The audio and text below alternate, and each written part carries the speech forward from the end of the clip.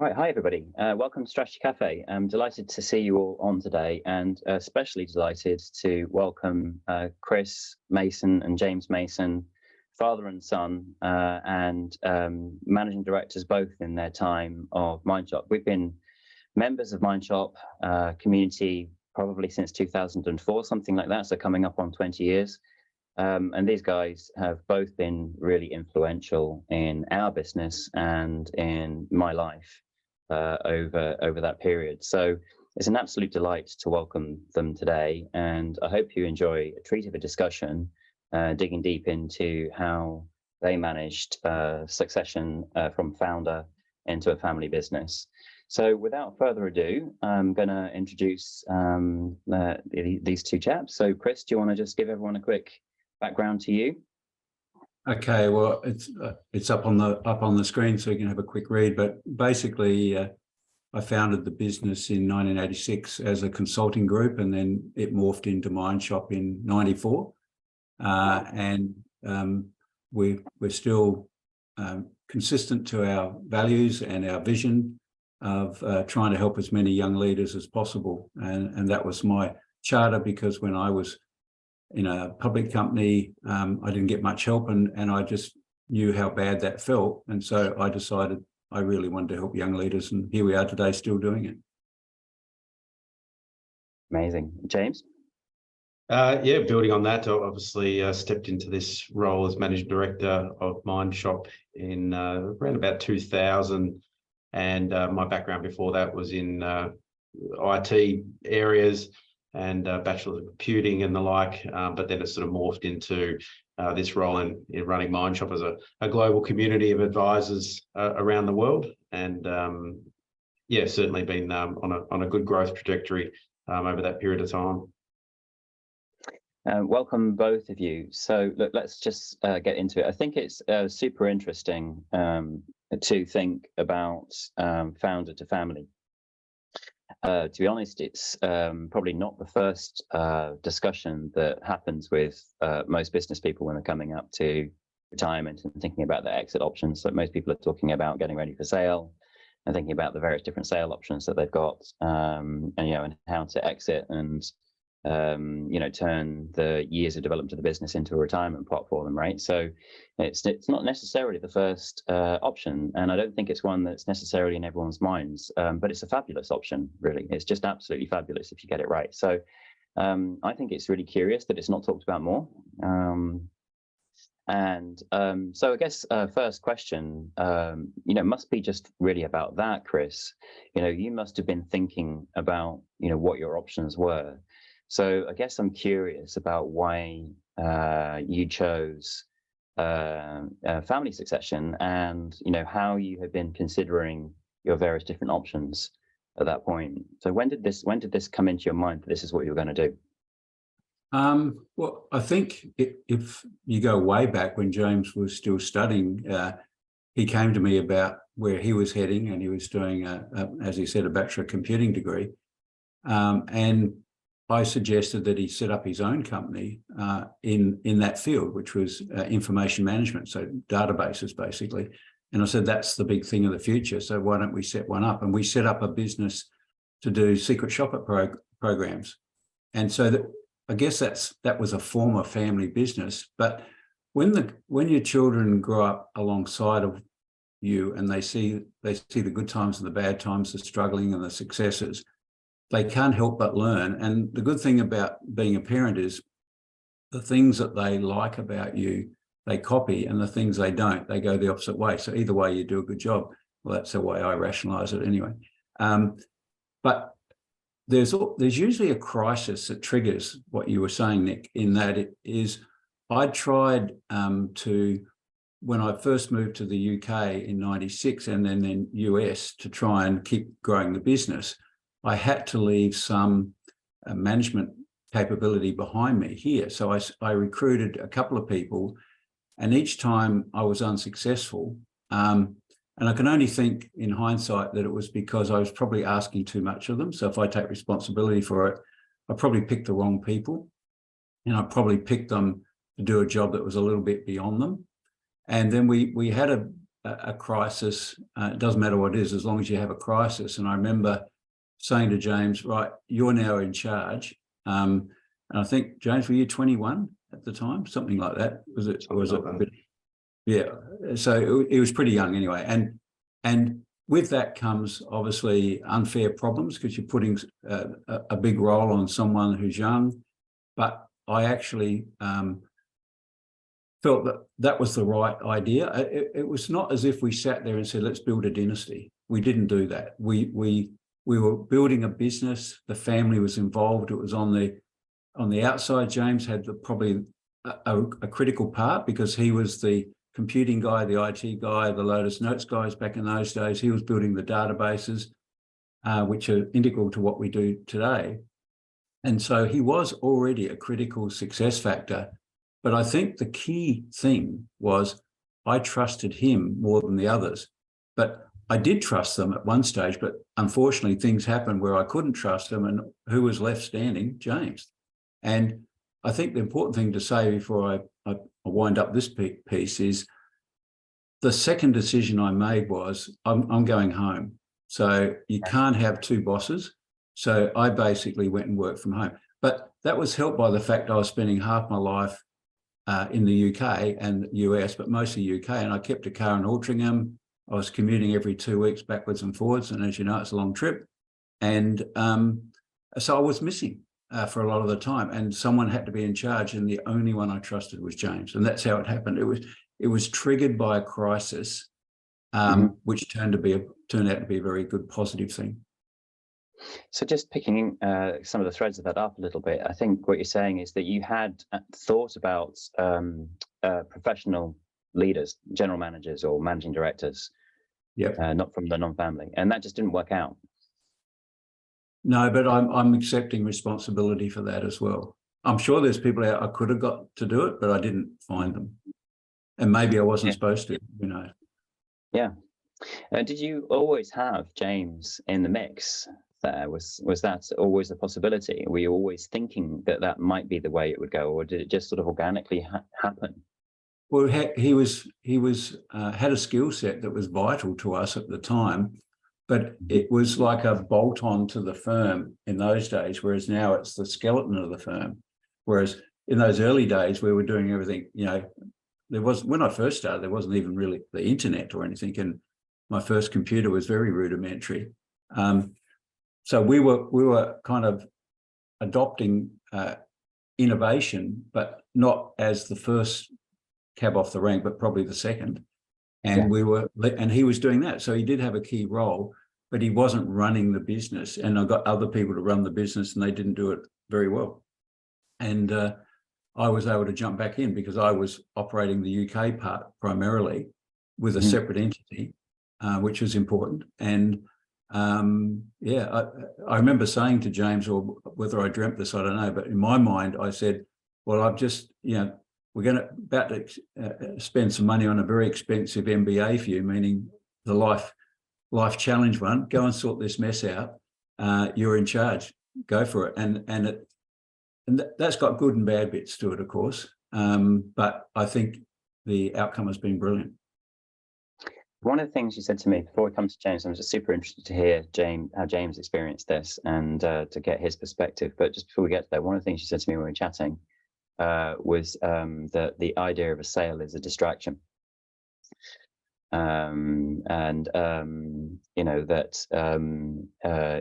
Maybe takes your mind off the more important things. So I think that's quite a curious mindset, and I certainly recognize it with a lot of clients. Like when they're thinking about sale, then they do get distracted by it. But I guess a lot of people would say, start with the end in mind and think about the value and focus on, getting that sale. So it's just an interesting angle, and I wondered what your thoughts were about that. Why you saw it as a distraction? Well, I think it comes back to that word trust again. Like we have had conversation with people, but nothing recently at all. And in part because we know we don't want to sell.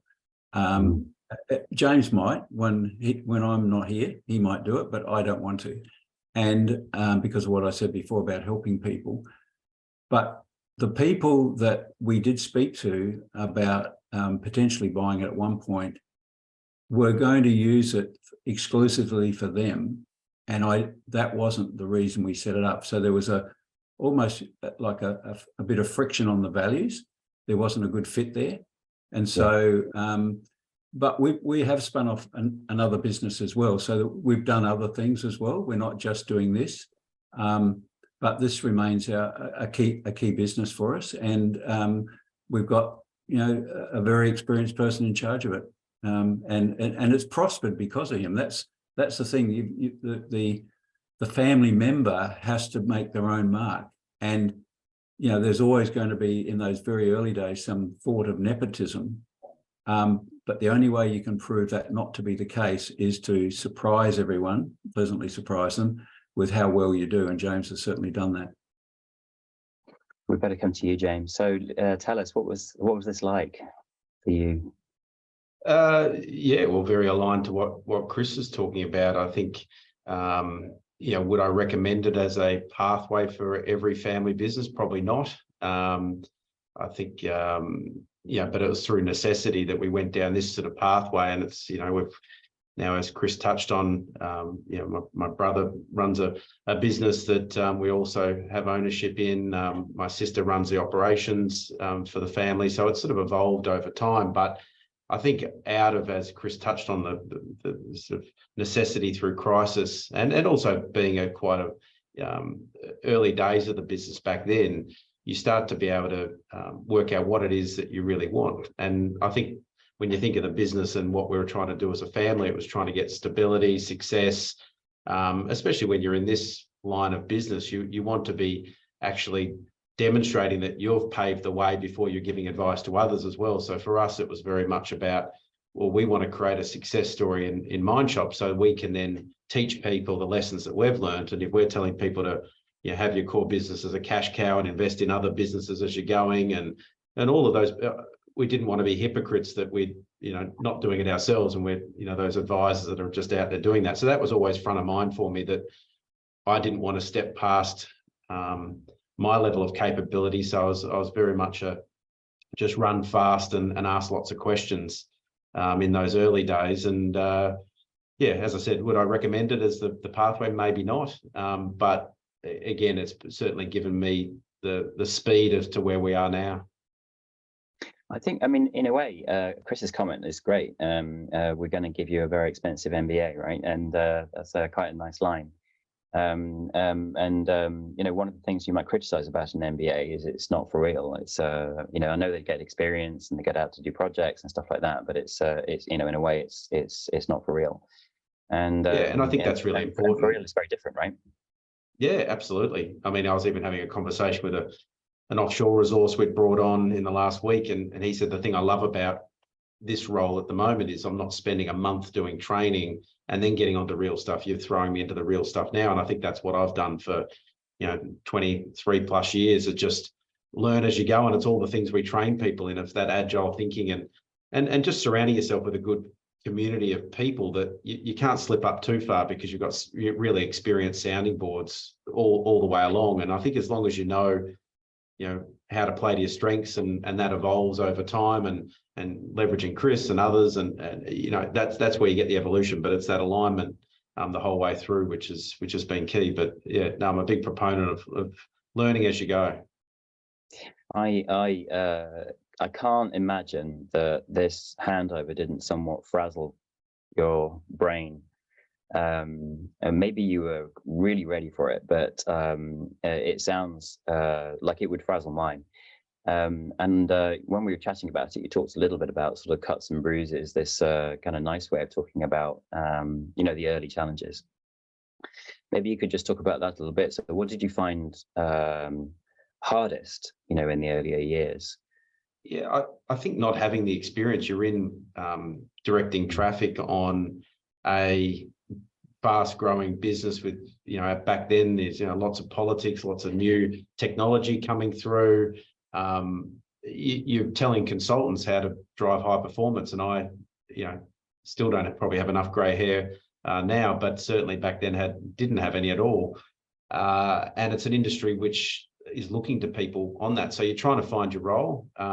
You're trying to sort of learn as you're telling, which is a challenge, and also trying to find your authentic voice and where you fit as well. And probably back then you get probably a bit of imposter syndrome to a certain extent, that you're trying to be all things to all people, and that drives a bit of anxiety and self-doubt and all of those things. But I think through maturity and time and enough good people around you, you start to mature into what works and what doesn't, and trying to find your own voice and where that fits, and where my strength is and where other family members' strengths are, and where Chris, and we then all cover each other's weaknesses. And I think that just takes time and maturity, but certainly in those early days, it's where you're flying blind on so many things. The best advice I could give for others on the same sort of journey is to make sure you've just got a really good trusted group around you, which I did in those days, to just see you through some of those really sort of darker times or areas where you're flying blind and completely out your comfort zone. So yeah, lots of bumps and scratches, as you touched on, but would I, in hindsight, have it any other way? Probably not, because I've been on almost a fast track trajectory to where I am now, where you can be who you are. And I don't think I would have got here as quickly without all of that side of things. It's a lovely idea of, finding out who you are, or coming into who you really are. And I love the way you speak about, creating authenticity. So doing it the way that you want to advise other people to do it. It's the curious thing about being an advisory, that, your job is to help other people. So how do you then look at yourself in the first instance? I think you kind of touched on that really well. And it's really lovely to hear you be so open about this idea of imposter syndrome. So I guess I got a question there, which is, do you remember the time when you woke up and suddenly you felt comfortable in your own skin? Do you remember when that was? It's the simple answer. No, I think it morphs, and areas of weakness dissolve over time as you get more experiences. I think that's what tends to happen, that it's not a one moment thing. You become more effective at financial performance and the metrics of the business than you might from a cleverness in some of the content they're creating. Then it's in the ability to present, then it's ability to coach, then it's ability to manage, and everything's got a gentle dissolving of that, those weaknesses. And then if you're pushing ahead, you're going to hit other ones, and then you can embrace those. But I think it's getting that. In those early days, you don't really have a really firm foundation. Your firm foundation is family and the values and all the things through upbringing and the people you surround yourself with, but you don't get that stability on the way through. But now there's a really stable backbone, and now you can put the accelerator down and pushing yourself into other areas to just continue to learn and evolve and the like as well. But I don't think there's one moment with those things. It's just this gentle evolution, if you like. I love that. I feel to me, I've got an image in my head of like catching up with a wave and then leading the wave. It's like a process of being a bit on the back foot, and then really just choosing where you're going next, and the wave's sort of following you along. I love the description. No, so let's get into. Thank you very much, James. Let's get into the dynamic of it. So one of the things that people find really difficult to get right is their relational dynamic, and also how that translates into what's the right role. So how did you decide on your roles in this critical relationship, and have they evolved? Chris can go first on that one, I'd say. Okay. I'm happy to wait, but well, it was clear that James was in charge. So that meant, but I was chairman. Now, technically, a chairman could overrule the managing director, but that never happens because we don't work it that way. So James calls all the shots, but he has always sought my counsel on things when, obviously most things he doesn't, because he just decides them. But if he's got any doubt in his mind, he will just bounce it off me. But I'm more likely to give options rather than a suggested way forward, and then he can decide. That seems to work really well, and that's been an equal partnership, and that's an important thing for people on this conference call to think about. Is is it genuinely an equal thing? Do you really? You can say it, but do you act it? Is your behaviour in line with what you're saying? So that's the authenticity again. And authenticity, by the way, is one of our 6 core values. So we need to make sure we do that. But my role became easy where I became more the consultant and the coach of other consultants. And I felt that was important because I thought most CEOs, which I was before James, spend their whole time in the office driving things. Whereas I reckon, it's a bit of a radical view, but why wouldn't the CEO be out in the field with the customer 100% of the time? So that's what I do. So I don't have much admin to do. Everything I do is customer related, client related. And so I tend to know better than most what's happening in the marketplace, what issues are happening, emerging trends, new technologies, barriers, all those things. And I see that clearly as my job. And at my age, because I'm working later than most people do and intend to keep going, I've always had the vision that I would be a wise old man. Now, the old bits happened. The hard part is how do you stay wise in doing that? And the best way I found is to immerse yourself in ever increasingly difficult situations. So if you're always a little bit, that butterflies in the stomach, a little bit worried about, God, if I get this wrong, it's serious. I'm in that mode quite a lot. And I love that because that's a sign to me that I'm learning. And I'm trying to get a 20% compound growth in my capability every year, which means I double. If I could do it, I could double every 4 or 5 years, which is what I'm trying to do. And so that's the other reason that I don't, there's no intention to retire just yet. I'll look at it when I turn 80 and make a decision there, but I would think it's unlikely. I'll probably wind back, but I won't need to wind back until then. I think because my role is valuable to the business. I find it fun. I just hang out with my buddies all day, but I feel I'm making a difference. Now, that might be just conjecture in my head, but I feel I'm making a difference. And so I'm winning. Hopefully James is winning. I'm sure you're going to ask him. And hopefully the clients are winning too by my continuing involvement. So that's it. That's how the roles have evolved. He's the boss, and I am one of his probably most valuable employees in that I'm doing a vital role for him. Mm-hmm. Yeah, and I think building on that. I think as you can tell, he quite passionate about the areas that he's working in now, and I think what that's done is really we've evolved over the time to as I said earlier, play to people's strengths, and found where each other can play best. And I think that's a key if somebody's coming through in any sort of family business, if anybody's listening to this, is finding that gentle evolution of people's roles and making sure that they're again playing a critical role in the business. And that sort of morphs every 4 or 5 years. But for us, it's been this sort of continual journey, and it worked better to have Chris back 23 years ago really not come to the office, so no real operational understanding on that front. But that then made him probably at the peak of his game now in the role that he has to play, and still relevant and still energized and the like as well. So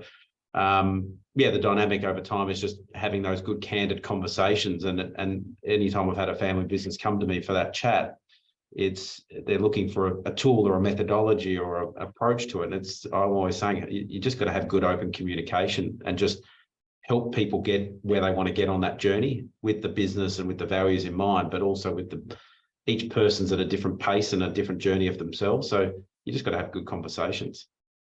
That makes so much sense. And Paul's asked you both a question. Given you both still involved in the business, how do you handle disagreement on key strategic decisions between you? He says, in my experience, it's always very hard for a former founder to stop themselves meddling beyond what's helpful, which is entirely understandable because motives will be so positive. So maybe James, you want to pick that one up? All right, let James go first on that one. It's an easy answer. That. Yeah, well, I think as Chris touched on earlier, it's sort of the buck stops with one person. But you can, but you're going to have healthy debates. But I think it's going in with the right mindset that it's good and constructive with the right. We're all trying to get the right outcome here. So whilst we'll all, get wise counsel on things, there's one person that has to make the tough decisions, and you just got to be again, authentic, that's not going to always be a bed of roses, but we can all have those discussions, and then 5 seconds later we move on. That's how it's got to be. And Nick, I can't remember where we've had that problem come up that Paul was talking about, because of the clarity of the roles. It's not my decision. And I see it, I think I'm a bit of a specialist in family businesses. If you go way back 30, 40 years, and I do see dads and mums interfering where they shouldn't. And I think I've watched that and learned from it and go, I'm never going to do that. But you see, I'm not then harboring that any resentment or anything, because I've never sat there. I can never remember thinking, God, he's going the wrong way, but I'm not going to say anything. That's never happened. It's and it's not necessarily consensus, but we're so aligned in in our vision of how it's going to end up and how technology is going to impact and where we go and what we do on vital strategic elements. There's never been a need for an argument, because we are so aligned, because it's evolved over such a long time. That's what people comment about. Gee, you've been going for a long time. I go, well, it is. But when you do that, it's like a maturing. It's like a good wine. It just matures, and the problems don't come up. I think it's when people rush, or the dads. I'll say dads, but I mean mums at the same time. But if the dads forget what their role is because of frustration and worry and concern about family money, or we're going to lose everything, or whatever they're worried about, I feel sorry for them, because we haven't had that. We've always been on the same page, and it's not because one of us is backing down. It's just, I think it's the slow simmering development of the vision and the values has enabled us to get to this point so far. Who knows about the future, but without a problem. But I think if I just accept that the business is James and the IT business is Brett's, and when Emily's got something, it'll be hers, the problem won't occur, because we're not fighting, we're sharing. We have a sharing culture. We share everything. So that's why it works, I think. Can't find the right words, but that's what I think. That's really eloquent. James, do you want to come back on that? No, I think it's no. He said it quite well. You just got to work out what's important. I think we've always had a couple of just core tenets that, we're not empire builders. We work with customers that you can bring home for dinner. It's about family first. All these sort of things shape your decision making. So could we be 3-4 times the size we are today? Probably. But would it have put friction into areas that we didn't want to? So there's a lot of things that play into all of the decision making, but I think we're certainly aligned on those side of things. And you just got to play on. Very good. So I'm just really curious about titles. So in our conversation, nothing really has come up. I mean, you have alluded to titles, but quite often people get very stark in succession on this point, because to my mind, they have an overly fixed idea of title and role, and it's all bound up with status and hierarchy and all of those sorts of ideas, which are really, to my mind, not that helpful. In a business, you want to play out the right role rather than worry too much about status and title, and maybe role names should speak more to what you're doing within the organization, your capability, and how what you bring.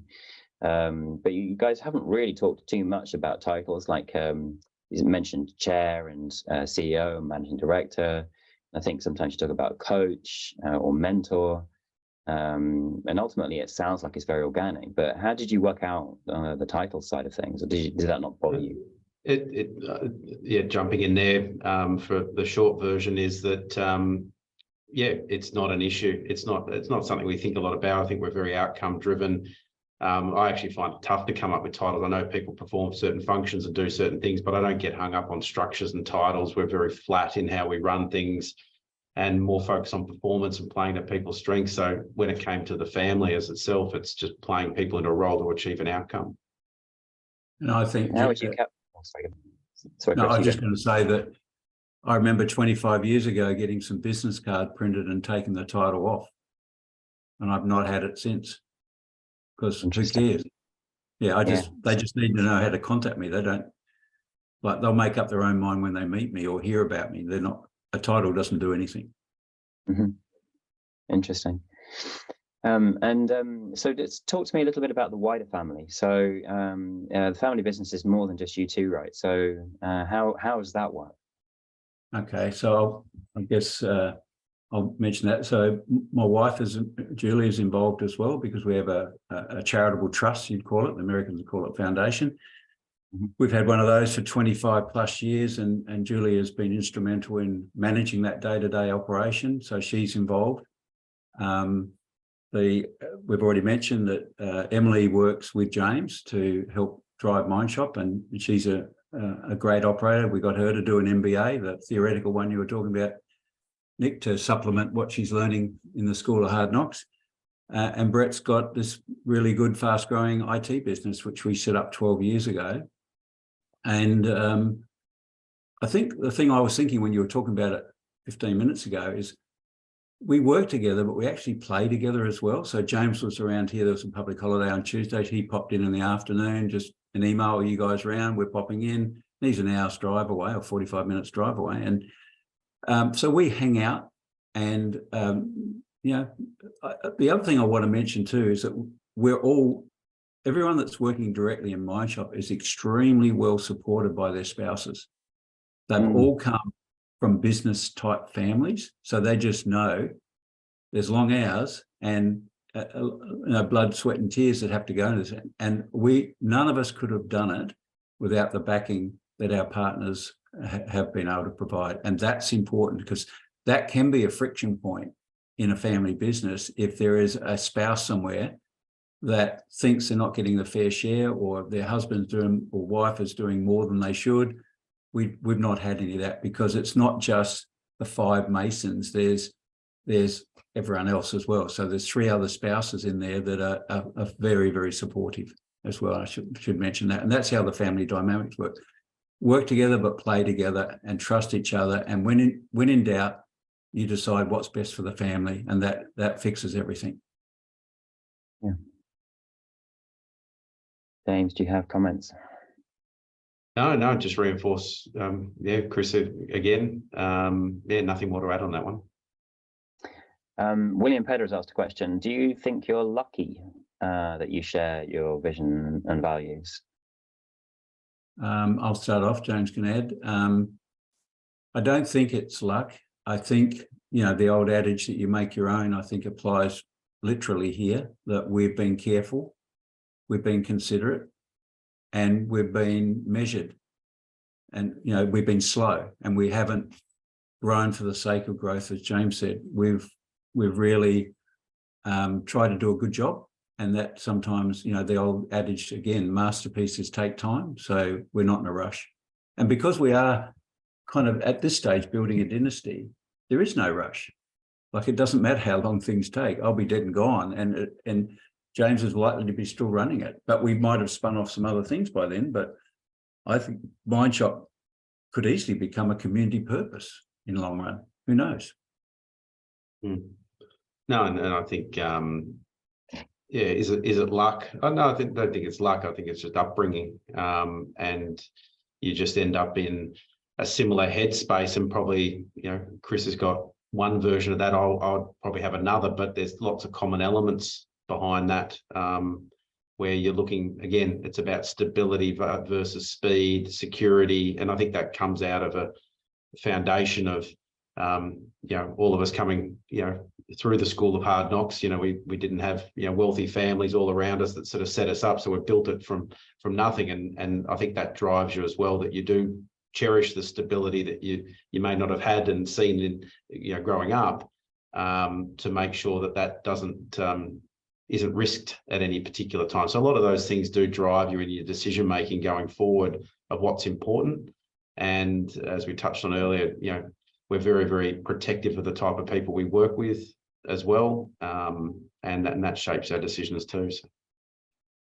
And really another cool factor, I think, is a lot of our clients that have been with us 25, 30 years, it's going to sound a bit weak, but I'm going to say it anyway, they're almost like family anyway.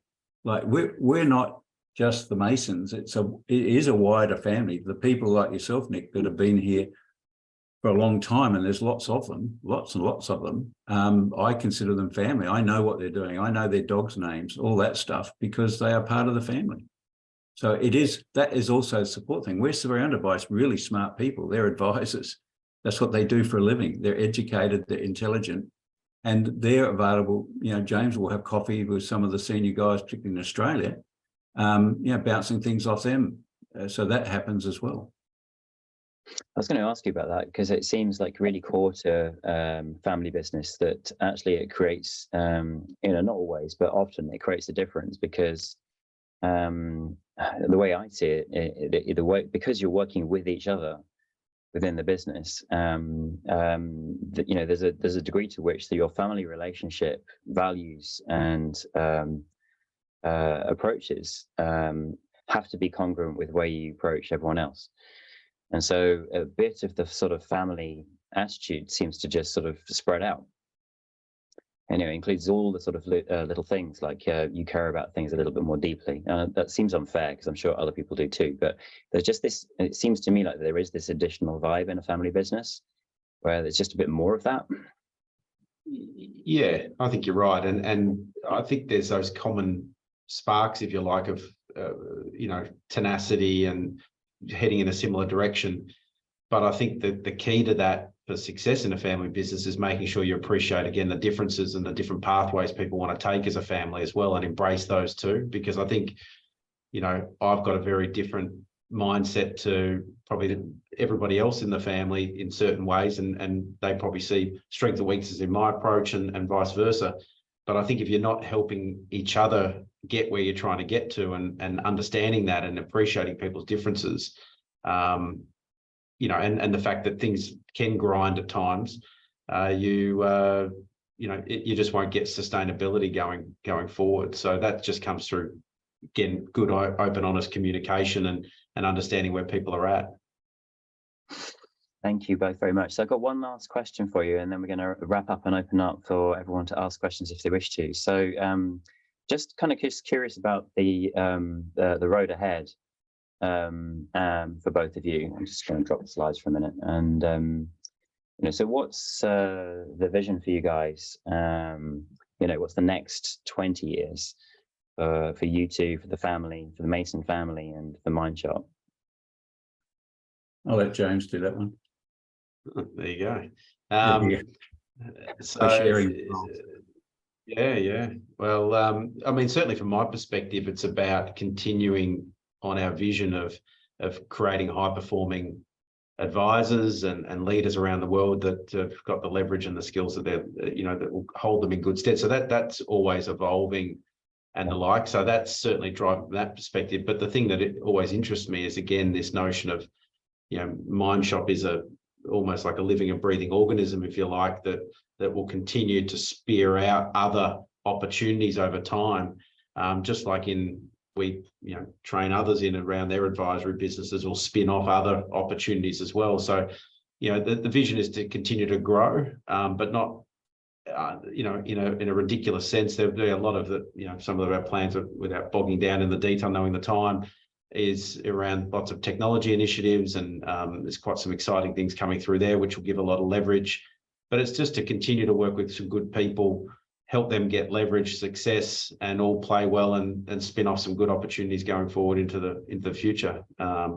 So whether that involves a eventual exit, who knows? If we get to a point where we don't have the capability coming through that can drive future growth or sustainability in the business, that still might be something. But who knows at this stage? Can I ask another question? My vision, Nick, is a bit shorter because of the age difference. But I totally support what James said, and for as long as I can, I'm going to be helping. That's my vision. Yeah, that's wonderful. Question. Thank you very much, Chris. The one question I wanted to ask is, I remember, I can't remember who it was now, but one of the Mindshop advisors in Australia did a presentation back in 2004, I think, and she said a phrase which really struck me and has kind of resonated and clanked around my head ever since, which is succession starts at the beginning. So just, maybe invite you just to turn to that a little bit. And, you've mentioned the possibility of exit, but if you come back into family and this idea of succession, what's your vision there, and how do you see that playing out? Well, Chris can go first on this one. Yeah, well, that's your right this time, I think. Well, I'm not seeing that like my children's children are necessarily lining up to do this. So it might be a very short duration dynasty, James, me, and that's it. But it won't be my problem. And I'm 100% comfortable with whatever James decides will be good. But while I'm around and have a say in it, I'd like it to continue as it is. But I wouldn't insist. As I said, I would never do that. So I think succession starts at the beginning, but it gets continued by constant evolving of capability. And if James had been unable to do that, this wouldn't have worked. But I wouldn't still be here if I hadn't done it either. So you can't sit as a dad or mum and rest on your laurels and say, well, I founded this. I mean, no, the world is changing fast. What is your contribution going to be over the next 5 years? I'm clear on what mine is.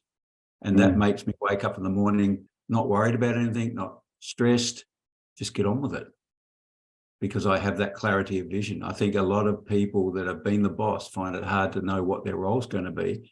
And then they do get worried. And through that worry and anxiety, they jump back in and start interfering. You can stop that by having clearer vision and building the capability of the people coming behind you, the young ones. The future is the young ones, not the old ones. Good credit to those guys and girls for setting it up in the first place. But now it's about the young ones, and never lose that sight. Yeah. And yeah, from my perspective, I'm probably not looking out 20 years, to be honest. But certainly the next 5 to 10 years, it's continuing to grow the business from my perspective. I think when I think of my children who are sort of late teens, I'm certainly going to be embracing them, going down whatever path that suits them. And at this early stage, who knows whether Mindshop will be even close to any of their thoughts. I think for a lot of them, they've probably got interest well beyond the business. And that's exciting too, because that then might fulfill the strategy of Mindshop being a microcosm that throws up it builds, by the nature of our business, lots of skills that help in that sense as well. But I wouldn't be pushing them to go down the route of joining the business as a first preference, to be honest, if it didn't suit with where they wanted to be as people. Thank you both very much for the discussion. I'm going to wrap up the live cast there. I just want to do a couple of slides for placeholders for events.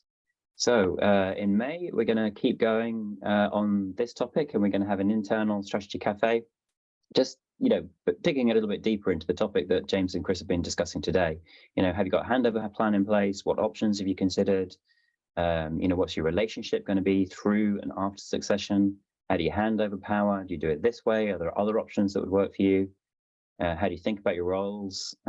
Shared leadership roles, how that process can work, and all of the other options. So hopefully a really good session. So sign up for that. So you can check it out on the website, and we'll send out invitations. And then on the 15th of June, I'm presenting at the Institute for Family Business annual conference in Glasgow, just looking at this interesting idea of the non-family leader within family business. And we've got 4 clients joining us from either side of that dynamic to talk about problems and opportunities. So the idea is it's going to be, one of our specials. It'll be a bit of a dead cat conversation live. So should be super fun. And you can find out about the IFB conference at their website or through us. And then on the 16th of October, just privileged and delighted to be working with Farrow & Co., KPMG and the IFB to put a succession masterclass together. So should be super interesting as well. It'll be a whole day for people on how to work your way through all of the conundrums that this stuff presents.